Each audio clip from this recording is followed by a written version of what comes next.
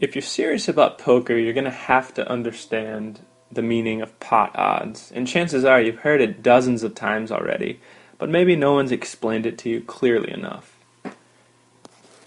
In terms, it's the ratio of the money already in the pot to the money that's required from you in a call to continue in the hand.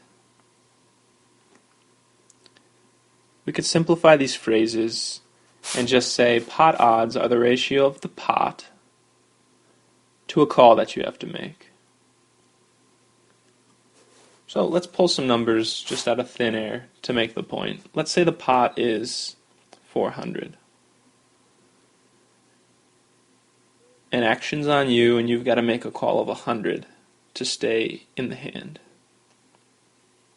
You could say the pot odds are 400 to 100, but usually we simplify that, dividing both sides by 100 and getting 4 to 1. So you would say the pot was offering you 4 to 1, or your pot odds were 4 to 1.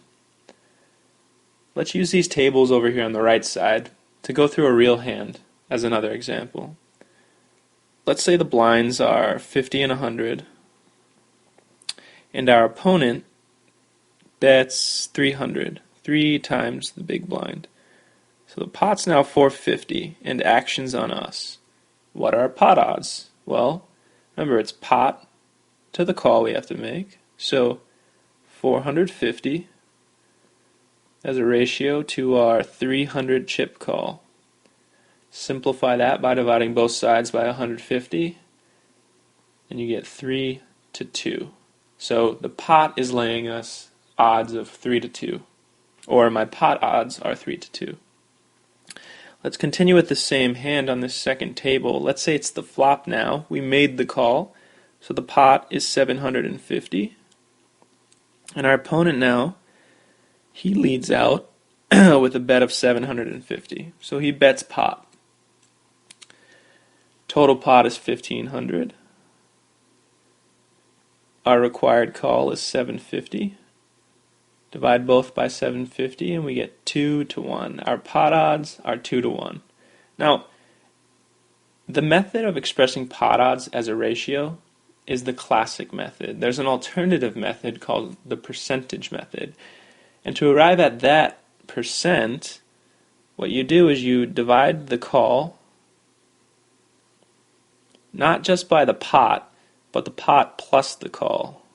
In other words, the size of the pot after you make that call.